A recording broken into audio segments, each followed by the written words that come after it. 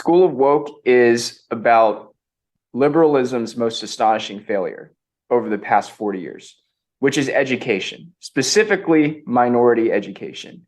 And the facts are true. The racial achievement gap hasn't closed in 40 years. It's worse in liberal counties. It's worse in Biden counties. It's actually a lot better in conservative counties. Black kids are actually doing better in Mississippi. They're number 4 in the nation in math and reading. They're better in Louisiana. They're better in South Carolina. In contrast, liberal policies have resulted in failure in Maryland, New York, Baltimore, Chicago, those kinds of places. And so this book, I think, is going to be that seed, that fire to really changing the narrative that, oh, education is an issue that the Democrats have a stronghold of. This is really an issue that I think, ordinary Americans can get together and fight back on. Because I'm exploring why these policies that are instituted in the name of diversity, equity, and inclusion and critical race theory are in fact harming children. So if you're a liberal, you should really read this book, because in the end, we all want the same result. We all want Black kids, minority kids to achieve. I think that CRT and gender issues are probably going to be the next topic in schools for the next 20 years. I'm serious about that. It's going to be like what body image was in the 90s and 2000s, right? It's just going to be a conversation every parent is going to have with their kid. And the conversation is going to be, how do you want to treat your Black friend, Johnny? How do you want to treat your Hispanic friend? And the CRT people are going to tell these kids, we need to look at this person's race and we need to see this person as an oppressed victim. But you as the parent, your responsibility is to tell your kids, this person is a human. Treat him as your friend, as an individual, because he is your friend. And that's the problem with CRT, because the books that they are bringing into these kids, while I don't support banning them, some of these books like Dear Martin are made into the curriculum that teach only about racism in society, only about how the Black kid is oppressed. And this is an incredibly dispiriting philosophy to minority children and to all children.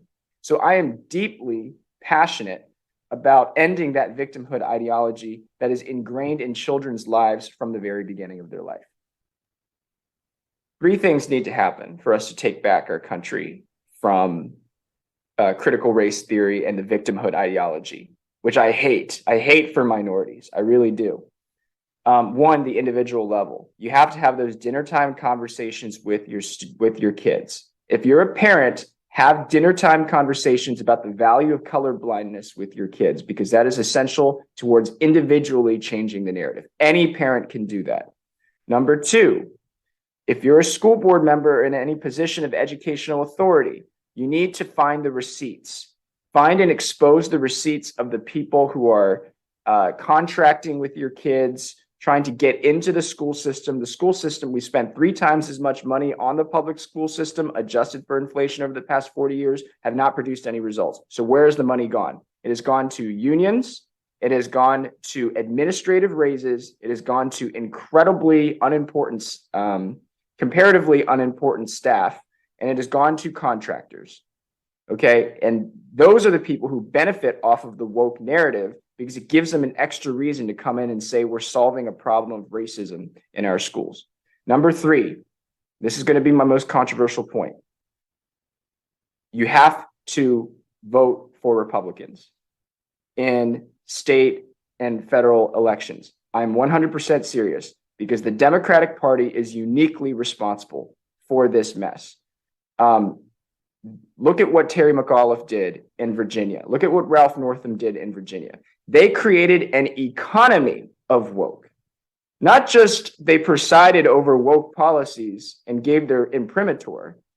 They actively worked with Randy Weingarten, the National Education Association, teachers unions, woke businesses, including Merrick Garland's son-in-law, Panorama Education, which is a woke student surveying outfit, to give and receive contracts. It's basically a patronage business at this point.